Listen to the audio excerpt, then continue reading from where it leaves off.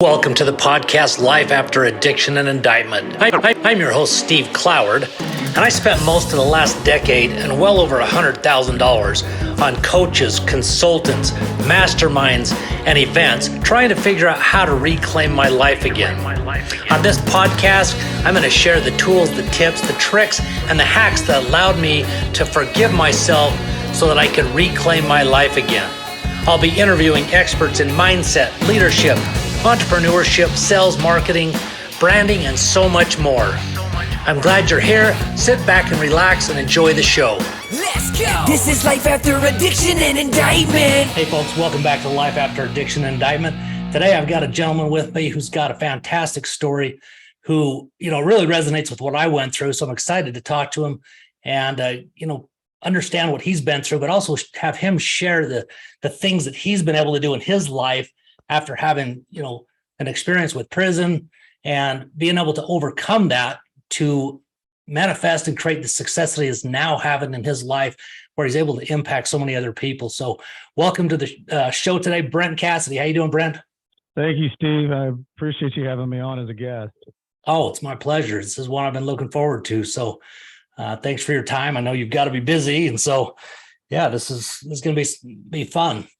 Well, let's talk a little bit about kind of, what your life was like prior to running into the situation that you had that ended up, sending you to federal prison. And then once we go through that, we can talk a little bit about, where you're at now and what you've been able to do, the book you've written and Sure. all the things that you've had to overcome that, and really what the tools, you've been able to utilize and see and learn about that have helped you really, take over regardless of what happens in our past. It really comes down to what we believe and what we choose in between our ears. And that's true. You just saying that, Steve, not to get sidetracked here, but there was a girl that I had on my podcast few weeks ago, and her quote was, "No matter what has happened in our past, we choose the life we want to live. Never allow your past to dictate your future." Jeez. And Stacy Lannert, if anybody wants to go look her up on Google or whatever, it's an incredible story. She's been on Oprah. She's been on 2020, Dateline. She murdered her dad, and you're like, oh my God, at 18 years old. But he had sexually abused her from 8 to 18 years old, and she was trying to protect her younger sister. Jeez. And her case was crazy, and a lot of things weren't put in place as they should have been to defend her. But she did 18 years in prison. She was finally exonerated, finally got out. Her sentence was commuted, and then she was exonerated or pardoned. Not exonerated, but pardoned. And then she became an attorney, and she sits on the parole division in the state of Missouri now, which is, I think, is so cool because, having somebody with that experience with a seat at the table. I just got completely off course of where we were going. No, I think that's great. What was her last name again? It's Lannert, Lannert. And if anybody wants to check out her story, she was on the Nightmare Success In and Out podcast as my guest. And it's just one of those that you kind of grip the chair. But it's inspiring. It's an inspiring story because, you can, as we all know, you can curl up in a fetal position and life is over, or you can choose to survive and go forward. And that's what she did. And it was I just want to, but it's just, when you said that, I had this sitting here that. No, I think that's great. I appreciate you sharing that because, I think I'll definitely be listening to it. So, but going back to me, Steve, I always tell people I thought I lived like a pretty normal kid life. I grew up in a small town, kind of a Norman Rockwell sized town where you rode your bikes and you played in the field and you picked your you picked your teams for, touch football and played basketball and baseball and all that. We had a little creek in the back where we built forts and rode our bikes all over the place until it was time for dinner. So I thought everything was pretty normal. I had a dad that was bigger than life. When I say that, I look back on it now and think he really was really bigger than life. But he he won the state championship in this little town. I think it was like 3,000 or 4,000. He was valedictorian. He went to play D1 college basketball. Then he graduated #1 in his law school class, and then he won some big cases and he got into business.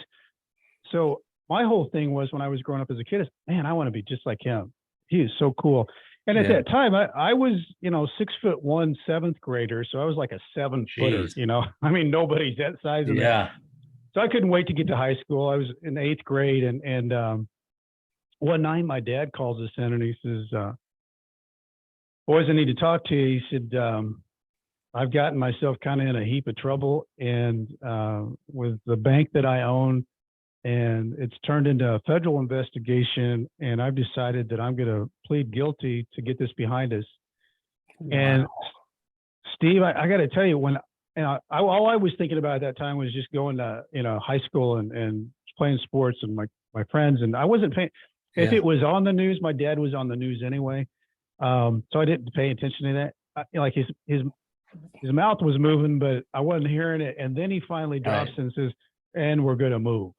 Oh, man. Holy wow. So everything kind of changed that night. So when I say that I, had a normal childhood, I think I kind of compartmentalized that part and put it off to the side, because what happened after that was, Dad ended up going 6 months to prison. He lost everything except for one business.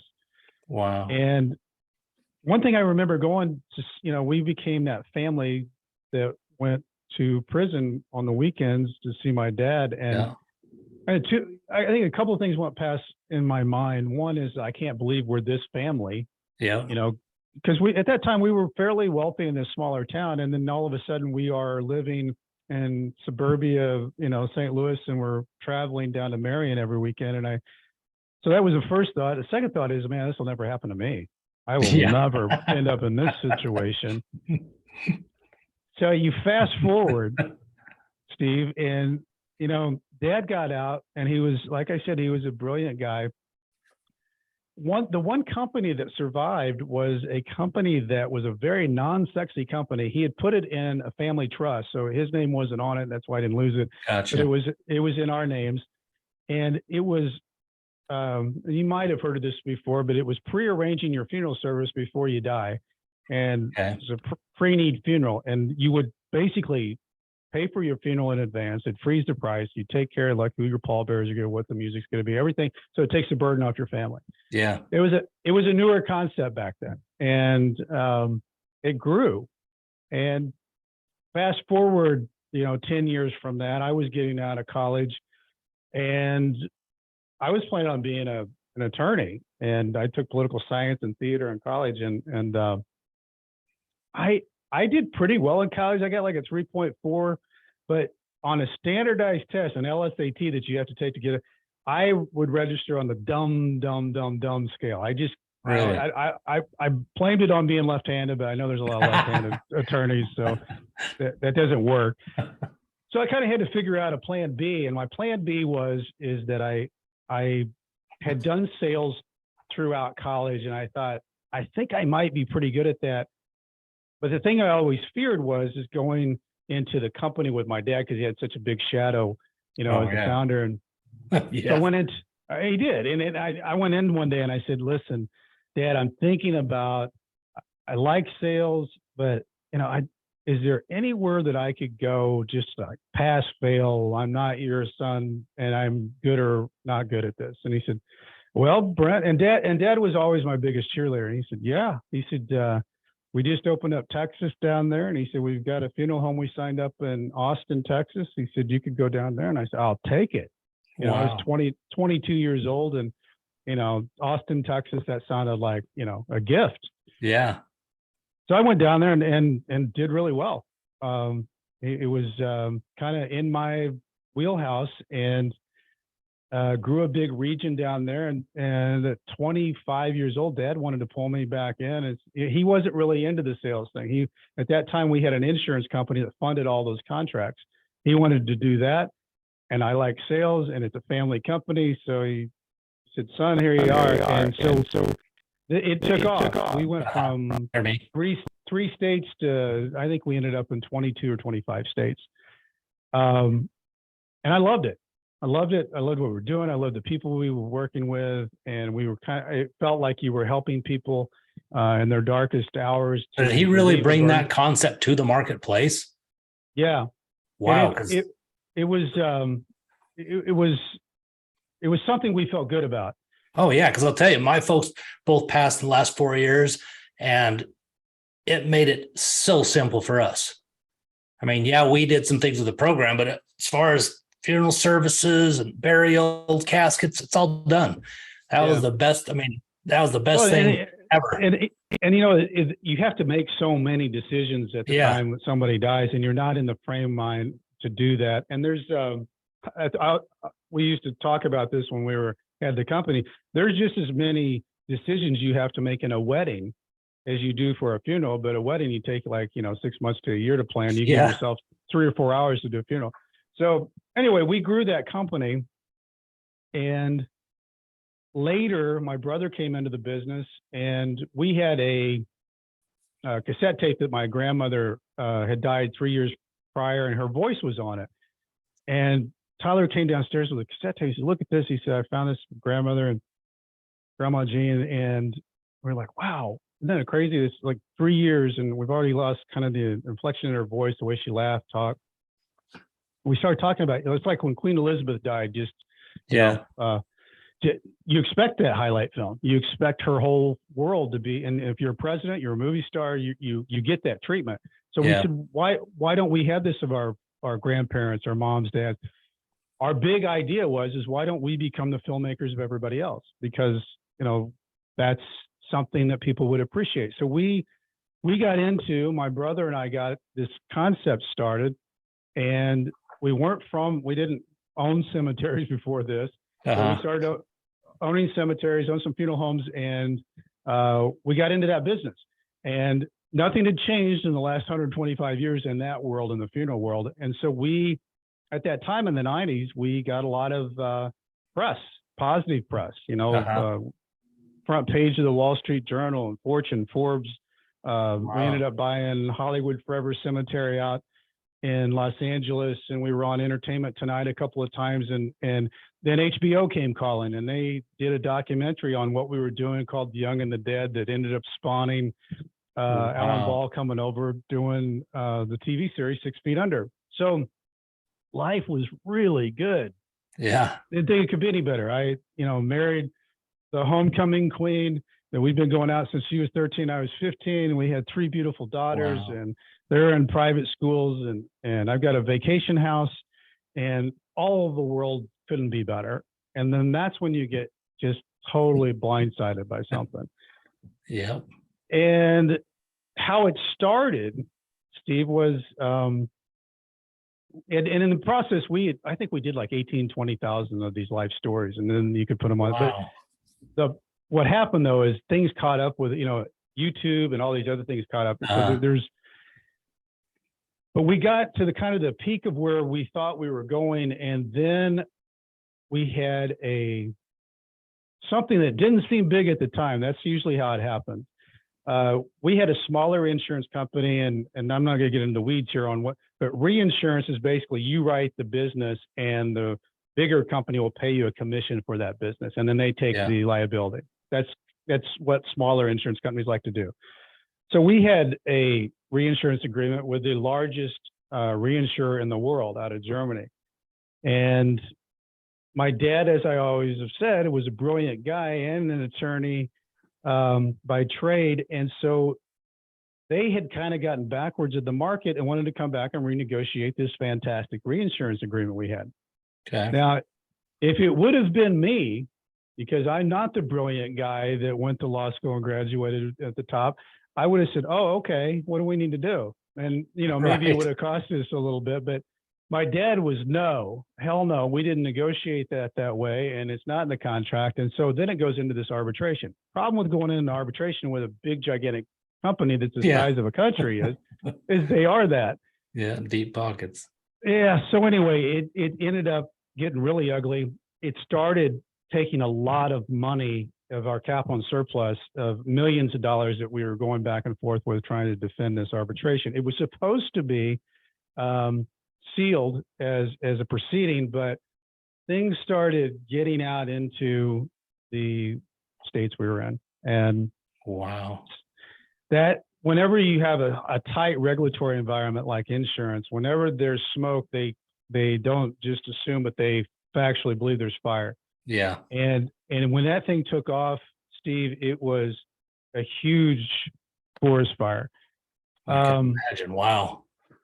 My problem and my biggest regret out of all of this is that I was arrogant on the fact that because we were a family business, you could kind of just do what you wanted. I didn't like the insurance. I didn't like math. And those guys did that. I created the sales over here, and then that funded and made sure that everything got paid off. But because my name was on it, I should have paid a lot more closer attention. What we were doing over there as you know, everything came into focus was sloppy. It was a sloppy way of us doing business, and we probably could have all worked it out. But I think that there was like a perfect storm. Dad being an ex-felon, working in the business of insurance, this gigantic company, it all looked ugly. And we went from a regulatory storm. And the other thing that happened was his dad said, "Hey, Brent, I can't go out and talk to these people. I'm an ex-felon. We need somebody to go out and tell the story." And Steve, I wanted to do that. Yeah. But my problem was I didn't. They told me what I needed to know to go out and share the story of what we were doing as a business. And is that the story of what's going on in the situation? And okay, gotcha. To try to picture what really is going down instead of the narrative that's being thrown on the news and whatever. Yeah, trying to stop the fire. Yeah. But one of the things that did for me is it made me the face of the company. Yeah. And I was going around to all these states and trying to put out the fires. In the end, this was it went from civil to criminal. The issue was, did we have enough dollars that we were putting into these funds for these policies, whether it was whole life and term life and all these different things that were lots of attorneys got to talking about. The crazy thing is up to this point, I couldn't have been prouder of what we were doing because, you know, for 30 years, we were providing this great service. Oh, and we had all these wonderful letters. And now we were getting a huge black eye that whatever we were going to do wasn't sustainable in the future. And this was going to be a catastrophe for gargantuan proportions. And you're made out to in the world to be crooks. Yeah. So we fought really hard and fought for 6 years. And when you fight the government like that, first of all, you lose your ability to have money. So when it finally came down to it, Steve, my daughters were teenagers, and we sat down one night and we were really open about what all was going on. We had really good friends. Even they were playing tennis and really good tennis players, and the coaches and the teachers were very supportive. So we just kind of stayed in that bubble. That little vacuum of a bubble. And we just said, we're not going to pay attention to any of this out here. So one night they said, "Dad, first of all, you can't go any further with this. This has been a tsunami of bad." And as you know, Steve, how they do things when they took it as this is basically a criminal enterprise conspiracy. Yep. There were 6 people involved, but what they did would they would, if you had a charge, anything you mailed out was mail fraud. Anything you wired was wire fraud. Anything you bought was money laundering. They stacked them. Yeah. And so those all carried 10 to 20 years. So my daughters were saying, if you could beat a lot of these charges, but if you get 1 or 2 of them, we'll lose you forever. So you need to figure something mandatory out. minimums, right? Yeah. It's the federal game. It's a joke. Yeah. So we finally, as a family, and I was ready. I mean, I was worn out at that point. Where's you at? Yeah. And we said, okay. And so then the talk of, a plea bargain, There were 6 people involved in this that they were indicted. Isn't that one of My- the, even though you're worn out and all that, wasn't that probably one of the toughest decisions you've ever made? It was definitely the toughest decision I've ever made. And there was a night I'll share with you, Steve, that Oh, dude, it was so brutal for me. I was, so my kids were up at our vacation house and my wife was too. And so we had a family call that, you know, Dad and I were going to plea. My mom and Tyler were going to help take care of the girls, you know, with whatever they needed. And then one of them was going to college. And I got off the phone that night and it was the first time that I just went just so deep into, oh my gosh, I hadn't even really considered. You're numb. You're just numb going through it. At least I was. Yeah, totally. You're dealing with it, but you're just numb. You don't really realize the magnitude of what's going on. And then it's there. And then it was like, I'm going to be Brent Cassity, the ex-felon, Bingo. the rest of my life. Yep. Not just for the time that I'm in prison. When I come out, I am for a life sentence, an ex-felon. How am I going to deal with that? I started drinking, and then I had another drink, and then I thought, oh gosh, Julie's been a warrior through this.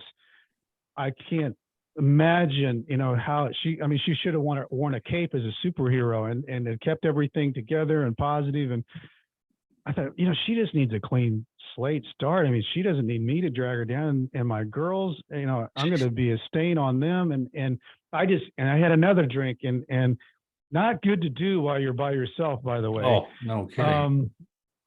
So then I grab a sheet of paper. I go all the way down. I start writing out, you know, all the friends have been really supportive. And, you know, Julie, here's, you know, you need a clean start. Here's the stuff that the girls, you know, you guys need to know as a dad to growing up.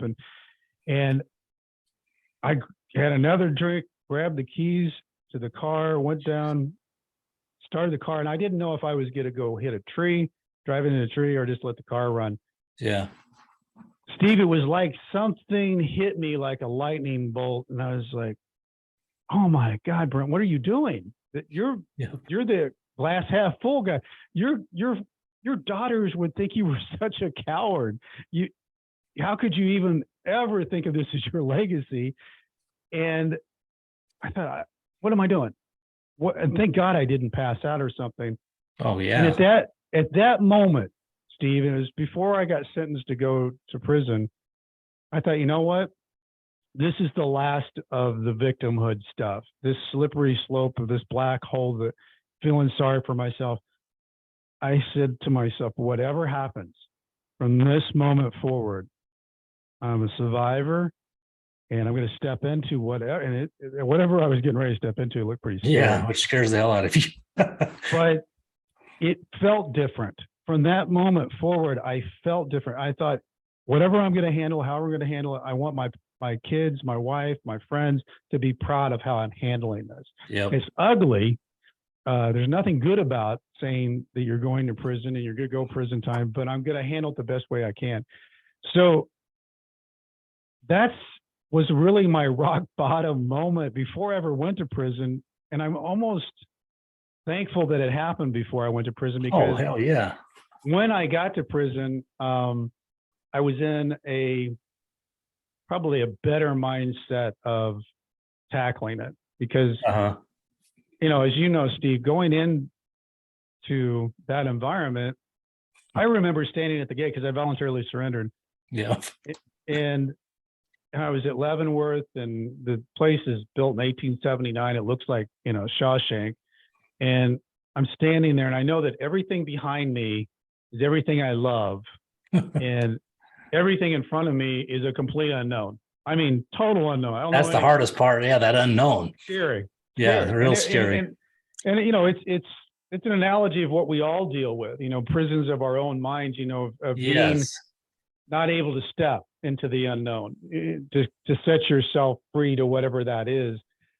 But I stepped through it, and I think one of the things I was most surprised about, I mean, the processing, you know, you can almost just like feel this. It's almost like it comes off your skin, your freedom. It just kind of sheds as you go through that processing, as they prisonize you. But once I got down to the camp, That was what the other scary thought was. They know I'm not supposed to be in this place, this big ugly place. I was supposed to go to the minute, but eventually I got down there. But what I was shocked about is that like within minutes, I had my bunkmate that was helping me clean out my locker and telling me, he's going to show me how to make my bed military style. Yeah. He was giving me the rules. And then he walked me over to this guy and he said, "Hey, Clark, he's one of you." This guy hadn't been here before. He's going to need a lot of help. And here's the weird thing. I find out that Clark, I played basketball in high school, and Clark was a basketball player, but not only that, he was 8 years my senior that played at my high school. Oh, wow. So it was. Boy, stars lined up there. Immediately, I've got 2 connections within That's 30 huge. and I feel like this might be the biggest surprise I've ever had in my life, and this isn't anything I saw on Netflix. So How long was your sentence? I had a 5-year sentence.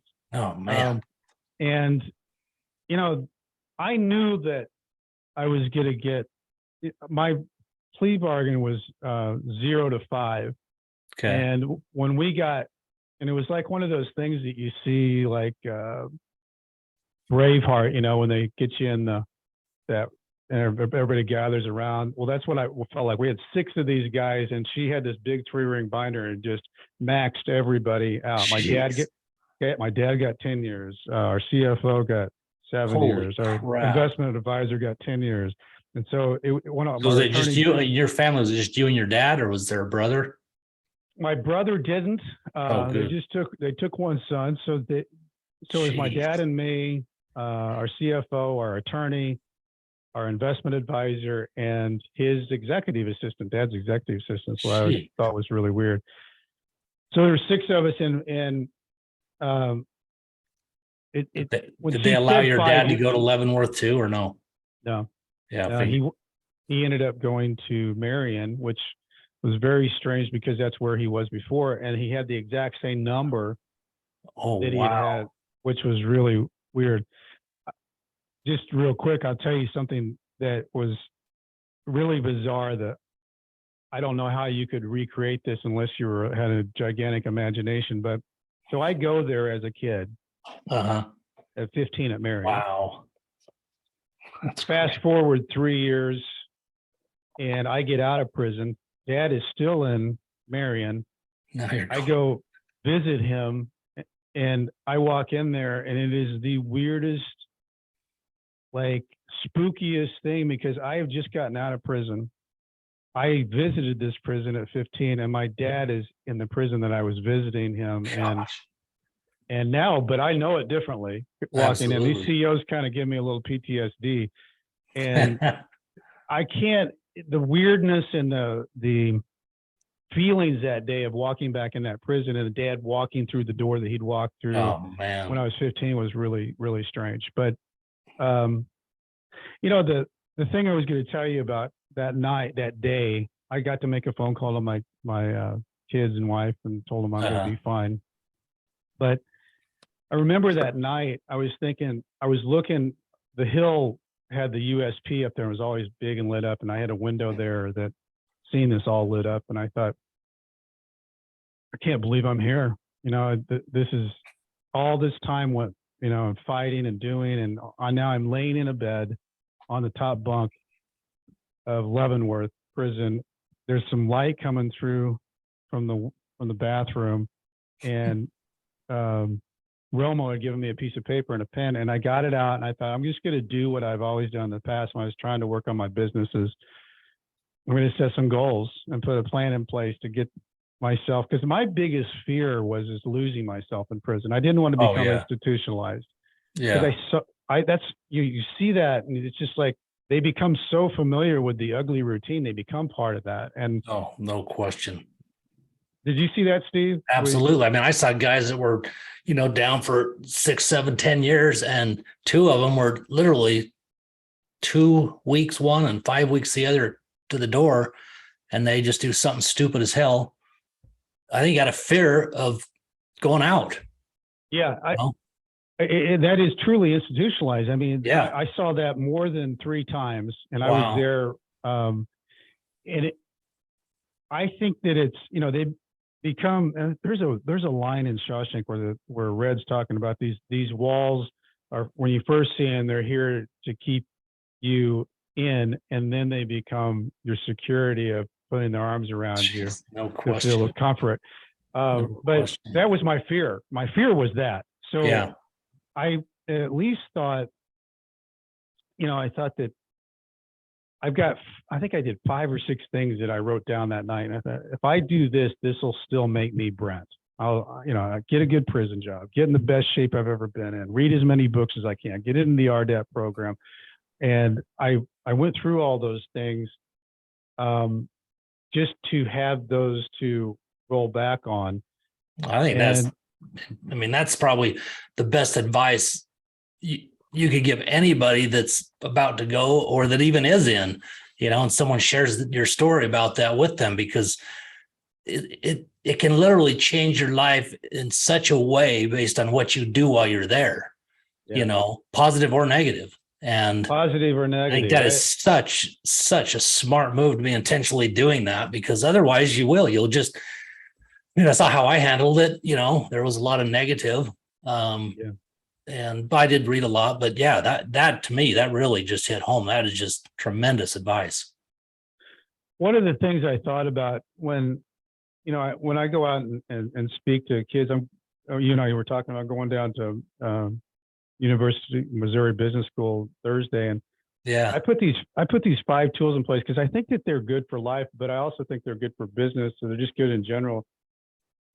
I think the first thing that is, when you're going into an environment of an unknown, is to humble yourself. Look around. Don't say a whole lot, but see who's making it work. See who's getting it right, and then go talk to them. Then say, hey, Steve, you look like you're getting, things are going.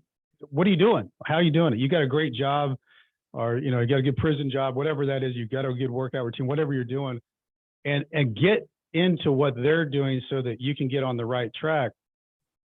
The second thing for me is that Shawshank's definitely one of my favorite. Oh, it's great.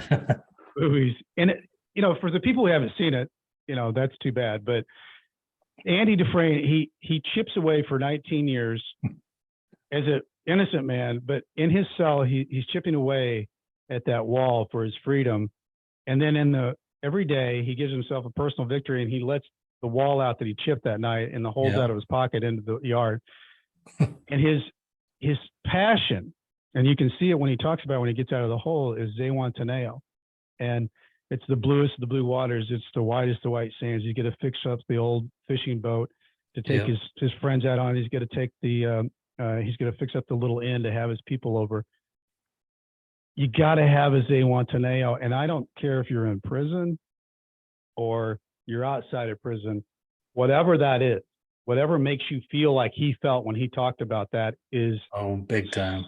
So important, because so many people walk through and regret and stand on the sidelines while everybody else is playing the game, mostly because they haven't found what makes them or fills them up.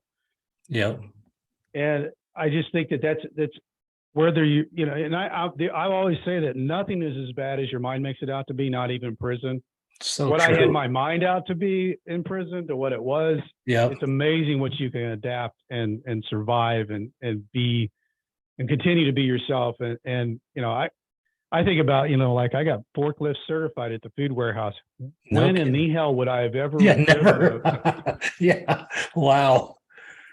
But just real quick, the third thing that I had was win the day, one day at a time. Unfair things happen, move on, and make a difference regardless. And I think that win the day, one day at a time is big, because if you've got a long way to look, like for me, I had a 5-year sentence. I was hoping to get it reduced. Yeah. It's too much. It seems overwhelming. Yep. But if you can find something to win the day, my daughter made a calendar every year for me while I was in prison, and it had the family pictures above. And then every night I would write in the little square, and I'd try to find the win for the day. Dude, that is so powerful. I Yeah, I got to tell you this story real quick and I've said it on past shows, but that is what changed my situation in prison. Because I was sucking wind for the first couple of months. I was coming off pills. That obviously had a big impact on that too. But a friend of my mother's wrote into me consistently. But the first time she wrote me, I'd never met her. In fact, I didn't meet her till about 6 years after I got out. Wow. And she said, I have no idea what would be like in there, Steve. And I'm not even trying to pretend. It almost makes me choke up every time. She says, but if you will write down at night 3 things you were grateful for that day, I think it will really help you. It changed everything. It changed everything. I mean, my hair still stand up when I mention it. Oh yeah, no, it makes the hair stand up on my arm. And just because I think, it's so easy to go back into that feeling. And one of the things it's the same thing you're doing, that you were mentioning exactly, But one of the things too, though, Steve, is that if I had a bad day, because there are bad days that happen in prison, I let myself go all the way down. And but I always made myself know I can't have 2 bad days in prison because it's way too of a slippery slope in prison. It's a dark place. And 2 days can turn into a week to a month, a year, and then you really are gone. Yeah. So I never let 2 boxes in a row get filled out as a dark bad day. Right. So, and I think that's key. I think it's kind of just key in life, have a bad day, go all the way down, feel it to your soul because it's real, but find a way to step into what you need to be stepping into. There's nothing wrong with feeling the emotions and feeling harmed or bad or whatever that feeling is, but step as soon as you can out of it so that you don't get stuck in it. Yeah. And that's a mindset thing. And if you almost have to force yourself to that because it's so easy just to go with the bad. I mean, we live in a society that goes with the bad. Everything's bad. So everybody gets to slide together. The 4th thing for me is learn from your mistakes. And they don't define you, but they certainly do make you wiser. There's so many people that are just afraid of making mistakes. Yeah. And in life and business, you're always going to make mistakes. And then that's how you learn that, well, I won't do that again. I think Jack Nicklaus said, I'm going to hit a bad shot. I just don't want to hit 2 of them and really mess up the hole. Yeah. So just learn that mistakes are okay and they will not define you. They're only going to make you wiser to step into a direction that you want to keep stepping into. And the last one for me probably was my biggest one, just because of the whole fight thing of what you go through when you get into, United States of America versus you. That's a scary, the losing battle, brother. Wow. Unfortunately, I had somebody on my podcast say, he said, it's like you can go to trial with them, but it's like your beer league softball team gets to play the LA Dodgers. You can play, but you're probably not going to do very good. But it was, don't give in, don't give up. Keep being yourself regardless of the circumstances. Otherwise, you will lose what makes you you. And for me, that's kind of the thing that kept me being Brent was don't give in, don't give up. And plus, unfair things happen. Just keep stepping. Everybody has unfair things happen. But if you do that and don't give in, don't give up, then you can't quit. So you'll keep being yourself. And to me, that was such a big deal because it's like what you were saying, Steve. If you go the other way, then you're the guy that's trying to catch the charge to stay in because you're afraid now of freedom. Yeah. Yeah. There's somebody that said, gosh, what was it? The ugly routines can turn out to be the warden of your freedom. And that's what happens in prison. Yep. That's what happened. Have you ever heard the coffee bean story that I think it's like Devin West or something? He was a football player down in Texas and he ended up going to prison. And he tells a story, Steve, about he was having a hard time. He wasn't fitting in. He was getting in fights. And this elderly prisoner that had been in for a long time came up to me. He said, West, you're not going to make it if you keep doing it the way you're doing it. He said, you got to think of this place. He said, it's like a boiling pot of hot water, prison is. Yeah. And he said, let me ask you something. He said, if I put a carrot in the water, what's the water do to it? And West said, well, it makes it soft. He said, well, you can't get soft in here. Can't get soft in here. So he said, if I put an egg in that water, boiling water, he said, what's it do with the egg? He said, what makes the egg hard? He said, all right. He said, you can't get hard in here because you got to keep your soul. You got to keep your heart. He said, if I put a coffee bean in the water, what's it do to the water? I'm not following. He said, it turns it into coffee. It changes the water. He said, that's what you've got to be. You got to be the coffee bean. That is awesome. And I think, man, that is so powerful because so powerful. Changing the water. The other way is the water changes you, and you change the water, and the coffee bean turns it into coffee. I just think that's such a great. It's a great analogy. Wow. Great analogy. I'll say. So you, 5 years, then what age did you go in? Okay, so I would have been turning 47. So I kind of would have been considered an old guy. Okay. Because I turned 50 right before, let's see, I got out in November and turned 50 in February. So I went in a little bit before I was 47. I got out just a little before I was 50. But it's funny because, most of the people are younger. There's older people in there. But if you're in your late 40s, 50s, you're kind of considered an OG, an old guy. I was 43 when I went. Yeah. Yeah, I mean, that's considered older. You get 20 somethings and early 30s, and that age. But I was kind of really good shape, though. I mean, I got back into game shape. High school game shape. I wouldn't recommend it. I wouldn't recommend going to prison to get in shape. But so the thing that I really think I learned about the whole prison experience was, one for sure is nothing is as bad as your mind makes it out to be. Second is that you clearly can adapt to just about anything if you set your mind to it. And the thing that I think was the most sad was seeing the families destroyed. I've always said, when somebody goes to prison, their family goes to prison. Oh, and so many times the family dissolves. Yeah. Yeah. And I can say that I got really, really lucky and have so much gratitude that did not happen to me. I had a fantastic, supportive wife.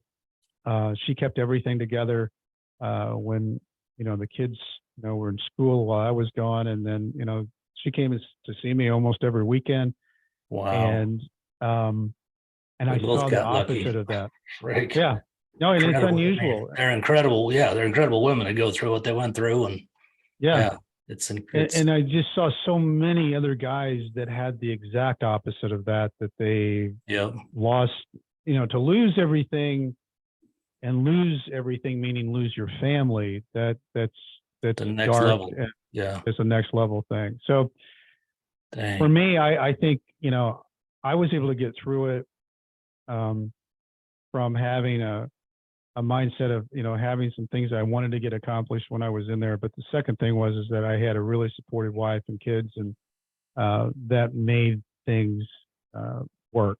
And I think that experience you had, when you were getting ready to leave after you'd been drinking, and, you just had that overcoming feeling and thoughts to, you couldn't let your kids down, and that had to play a massive part in the end result that you got. Because if you would have been that poor victim and, you'd have been a pain in the ass, it would have just made it more miserable and likely wouldn't have ended up that way. Oh, it would have been horrible. But I tell you, one of the things I was thinking about, like when I would go for these walks, like I'd listen to the football game and just walk for 4 hours. And one of the things I was thinking is you never planned on being here, Brent. You're walking the fence of Leavenworth. It's not something that somebody said, well, if, had a bad day, I'm walking the fence 11 no, that's really not planned. That's a really bad situation. But I thought, where do I go from here? Because I had always really thrived on, trying to make a difference. I loved what we were doing, in our work. And I hate that the people that we had in our company, and it'll always stay with me, that was their livelihood. Exactly. They had years with us, and their world was turned upside down, and they had to go and find other things. Yeah. So it's a black eye, and there's no way to get away from all that. And I was thinking, what can I do walking this fence when I get out? What am I going to do? And I started thinking about, I could use my experience and try to help people when they get into dark places and let them know that there are ways to survive and actually could possibly thrive. And that's where I came up with the coin phrase of nightmare success is really everything that you want in life. In every book you read, you have to go through your own unknowns, your own fears, over, under, around nightmares, and step into finally where you want that sets you free. And so I wrote the book, and it took me. I didn't write the book immediately when I got out. I kind of almost had to get my sea legs back. Like, oh yeah. What do you do when you get out of prison? I was lucky. I had some friends that were real supportive. That gave me a job, and so I was able to get kind of steadied. And then I thought, okay, I'm going to write this book because, it's been a hell of a roller coaster ride. Yeah. So I wrote the book and then started going and guesting on some shows. And I started thinking, well, maybe I could have my own podcast and I could just have people talk that were in prison. Most of them I know. I've got 50 of them right here starting content-wise of guys I was in with. We'll just talk about life before prison, life in prison, life out of prison. How do you, what happens when your worst fear becomes your reality? How do you adapt? How do you survive? And that's been something, Steve, it's been a year and it's really filled me up. But I can tell you this, I had this idea and I was really excited about it, but it took me about a week or so to hit the button to publish for this thing to go out into the world, because there was a part of me that, it was so public and so big that, first of all, I'm stepping back into that world of being more public. What will people think? What will they say? What will, how would I, do I get a bunch of tomatoes thrown at me and how horrible I am? And I just decided, no, this is really, no matter what happens, I really want to do this. I feel like it's the way that I can use my experience and let the first one fly. I got a lot of really positive feedback. Yeah. I was like, okay, all right, I feel good. And that's healing in a way too, isn't it? For you? I mean, it's just, to me, it's totally, very. And it almost kind of gave me a second wind of, okay, Brent, you did the right thing. You went ahead, you published, you hit the button, not knowing what you were going to see and hear, and it makes you feel like, okay, I need to continue to follow whatever that feeling is. Yeah, you know that you're doing the right thing. So, I've been very lucky with a guy that I work with that kind of lets me do this part of what I like doing, and my background was sales, so I work with agents on, thinking about how do you build a business with putting a plan in place, and so that you're not just riding a roller coaster and waking up and saying, okay, I'm in the real estate business. Yeah. Actually have a system, have a plan. Being intentional about that's huge. So I've really been able to really enjoy the whole aspect of what I feared the most is something I lead with now, which is really strange. I was, how am I going to live as the next felon and hide all that? Well, I can't. So easy to Google. I mean, you can't get, somebody asked me on one of the shows, they said, well, have you ever thought about leaving St. Louis? Yeah, I mean, Yeah. I could, but I got some really supportive people that have stayed with me in this town, and they know me. Well, Whereas if it I says a lot moved, about you. It says a lot about you, in my opinion. That says a ton about who you really are. And those people know that. And that's why you're able to have them stick with you, and that's a big deal. well, and the other thing too, Steve, is if you move to another place, all they got to do is Google your name. It's probably going to be And worse. then they don't know you. Exactly. So it's going to be worse. Yeah, double scratch. Yeah. Yeah. So, I think, and I don't know how this has been for you. Like, when you came back, did it take you a little bit to steady yourself into? Oh yeah. I'm It took back me in. way too long, actually. Yeah. It takes a while though. It's not like big time. it's not like it's like, oh, I think one of the things is that people, when you first get out, you are very excited. I don't want to give the wrong impressions. I was so excited. It's like, take Christmas morning as a little kid walking downstairs to the presents and times it by 1,000,000. That's what it's like walking out of prison to your family. Yep. But in the back of your mind, you're thinking, okay, well, Julie's taking care of things for 3 years now, and now she takes care of the bills, and I want to make sure that I fit back into this world and don't cause any problems. And I want to be a help to everything. And so you've got these stranger things going on in your mind, which you would have never even thought about before. And it just takes a little bit, and a little bit of PTSD, I guess, from being in a prison environment that you're not probably completely normal. I mean, it with my circumstances, I let it affect my confidence way too much, because I came out and it's like I lost my identity in a sense, who am I, Yeah. And so I think that was so powerful what you wrote down early on, and so that was huge. But yeah, it's like, I was an appraiser and developer and still an entrepreneur, but it's like, I can't do that anymore. So what am I going to do? And I kind of took it for granted that I had always been pretty successful. It wasn't that challenging. Yeah. But I didn't understand the handicap that I was allowing to take place in my mind. Yes. And you forget too how hard it was to get to where you had been, because you forget that journey. You only remember where you ended. Yeah. At least that was my experience in that journey. I agree. Yes. And it really affected me negatively. I think it's too that, you're like, I'm 55 years old now, and I'm trying to start all this stuff new. And, when you're 22 years old, you've got, tons of energy, and you're running towards your what I want to be. But I do think there's some advantage to having the experiences that we've had, Steve, that for sure. We have a lot of things that we've been through that it's harder to fool us.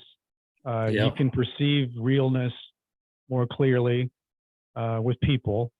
You definitely don't judge a book by its cover. I mean, that's for sure. find out things about people. And I like this guy was saying the other day, I don't know, forget what it was, but he was saying, can you believe that about that guy? I said, I don't know. I said, I don't know him, and I don't know the situation. So I can't really tell you, because I don't know. Yeah. Because we don't really know when things are out in the world, like where we're at now. The thing I fear the most about where we are in the world now is that they're selling victimhood. Oh, geez. Victimhood and fear. That's it. And that's just not going to be a good formula for success for our country. Right. The who we are and who we've been as Americans of we fight and we win and we never lose. And, we hit when, you get knocked down 7 times, we get up 8. There's a lot of things going on in the world right now where I don't know what would happen if, Putin hits, the tactical nuclear weapons over there, and how many people go out and fight and say, hey, we're for everybody, we're going to protect everything. I don't know if it's like World War II or not. Yeah, I hear you. That's a whole nother topic. But it does get us into the fact of where you sit there. I guess the question that comes into my mind is what makes somebody go towards victim and one towards survivor? Because victim takes all your strength away. Yep, you're giving up your power. Giving up your power, and surviving, and a survivor gives you power. Yep. And whatever that is, if we could bottle that up and sell it, I think, like you said early on, we talked about it really comes down to mindset, Yeah. because it's so easy to allow yourself to be a victim. I mean, I can think when I hear that word, I literally have two people just automatically come to my mind, that I've watched throughout my life. One was an ex-family member and in-law, and that was just the whole persona, day in and day out. The highlight of the day was driving to get their Diet Coke or whatever, and so it comes down to that mindset. But also, you continue to stay there, you're going to continue to get those kind of crappy results. Yeah. And so, like you did that, just writing those things down and being intentional. That doesn't mean you're going to have great days every day, like you said, but you have to be mindful. And so easy, I think we allow ourselves as human beings too often to just go with the flow of whatever that flow is, especially when you've been kicked in the ass, and all of a sudden you've got a major trial thrown in your life. And then it's like, what do you do? Yeah, exactly. And so I think this has been really powerful, because the choice you made and the kind of the outline of what to do, that resonated with me big time, because, I did a couple of those things, but I can see the value of a couple more would just have been a game changer. And so I think those that are listening, whether you have family members or whether you're dealing with something, facing an indictment or going to prison, there's been some massive value here today. And if you follow some of these things that Brent have talked about, I think it'll really make a difference in your life, Steve, who did you say that was that said that to you about the gratitude thing? I thought that was... It was just a friend of my mom's. And Wow. The thing that was crazy is that was the first letter. And then she consistently wrote me letters every month and sent me books. I remember one book she sent me, and she didn't know anything about me. It wasn't like, my parents were saying I was struggling or anything. It just is what it was, but the first book she sent me was called Thoughts Are Things.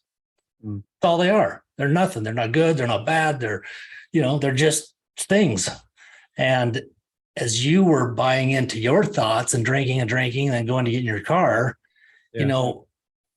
that's what we have to be able to realize is happening, so that you can stop. Because when you get in a dark place, you're going to continue to buy into that bullshit, darker story. And then you're just spiraling the wrong way. And we just have to realize that that's really not, the way it has to be. And frankly, like you say, it really isn't what we think it is most of the time. Right. If not all the time.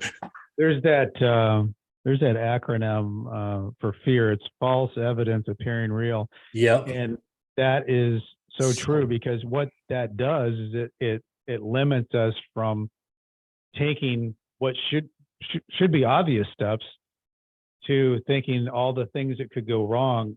And it, like you were saying, Steve, it's a total mindset. It's one of my favorite quotes is the old Henry Ford quote. That's whether you think you can, or whether you think you can't, you are right. That's it. It's a good quote, because it's almost everything. like get busy living or get busy dying. Those two things are, and you see that in life, especially in prison, in that primitive environment. Oh yeah. You see the people that give up. Yeah. And they're like, you can see them, you know them. And then you see the people that are getting busy living. They're just trying to figure out how to make it work in a primitive environment, because they're going to do whatever they can do to make it work so that they don't lose themselves. Yeah. And that's, to me, that's what you've got to do on the outside. I wear these leather bands around my wrist that Magic made for me when I was in prison, and he gave them to me. We worked on the same job, and I, whenever I have a bad day, I do look down on that and say, no, it's That's not cool. that bad. There's worse. There's worse. And I think that's it. That's it. Yeah. No matter how bad it gets, somebody always has it worse. Always. Yep. Always. Yep. Yeah. Jeez. So your family, everybody's doing well, and you made it through. How long have you been out of prison then? You know what? Believe it or not, I am coming up on at the end of November, it'll be 6 years. And Okay. It's so crazy that it seems like seems like yesterday that I got out, because time moves so slow when you're in prison. And now, oh gosh, I'm into good stuff though, Steve. I mean, my oldest daughter, she just had twin boys. And oh, that's cool. Yeah, nothing better than the grandkids. Yeah, it's just fantastic. I got my first 6 months ago, and it's got my second it's coming a in big 6. deal. Oh, it's so cool. Yeah, it's a big deal. There's nothing better than that. I mean, that's what it comes down to. I just believe that it's all about life. Just is all about relationships. Family obviously number one, but everything else is relationships. Whether it's business, and that's all that really counts. I mean, can't take any of this crap with us. Just have the memories. So, but it's been a pleasure to have you on today. Is there any last words that you'd like to leave or advice? You've left a lot of value. Well, the only thing, if I could find where I think I started with, I was gonna, I don't know if I have that there here. I must have missed it. The quote that Stacy Lanner had, but if anybody, if you want to check out my book, Nightmare Success, Loyalty, or Life Behind Bars, Loyalty, Betrayal, Life Behind Bars, Adapting, and Finally Breaking Free, a memoir. And then if you're into podcasts like Steve's, maybe you'll like mine. It's Nightmare Success In and Out. Find it all the places you find Steve. I'll put all this in the show notes as well as a link. Where are the places we can pick up your book? Amazon and Barnes and Noble. Oh, awesome. Okay, I'll put the Amazon link in the notes, and then if you jump over, subscribe to Brent's podcast, I'll have that in the notes as well. And go listen and leave him a 5-star review. If you enjoyed anything you're hearing today, please leave a 5-star review as well for this podcast. And appreciate you listening today. And I look forward, Brent. I'd love to stay in touch. I'd love to have you back sometime down the road. And for sure, Steve. And I think what you're doing on this particular platform is fantastic. And if we need more Steves out there to get the word out. Well, appreciate it. Likewise with you. That's what it comes down to. Like we said, as you started the podcast, even though you're afraid, kind of that, it's like a fulfillment that you get, especially when it impacts somebody. To me, that's more valuable than any dollar amount I could ever get paid. That's just totally agree. Absolutely. Nothing better. So keep on doing what you're doing. And I look forward to staying in touch. I do too, Steve. I appreciate it. Okay. Take care. All right, man. See you later. If you're a small business owner and want to acquire 5-star Google reviews on autopilot, Backbone CRM is the platform for you. It is the review and messaging platform for local business. It not only will get you your reviews on autopilot, it makes it easier to convert leads, message customers, get paid all in one place. Not only that, but Backbone will allow you to convert more website visitors into leads and more sales conversations with web chat. You can manage your messages with a single inbox for text, Facebook message, Google messages, web chats, email, and a whole other slew of social platforms. It'll also give you the opportunity, if you miss a call, to automatically text back. So when you're away, Backbone will follow up via text so you never lose another customer. You can grow your audience and know where each and every lead is coming from. Backbone is the all-in-one place platform to get you more leads and customers and Google reviews on autopilot. In fact, one of our clients that we onboarded last week, the day after we launched their company with Backbone, they received 5-star Google reviews the very next day, and they all came in within a 25-minute span. They were blown away. So if you're not afraid of getting more customers to your business, check out the short demo video at www.backbonecrm.io. That's backbonecrm.io, or you can give us a call at 888-668-5338.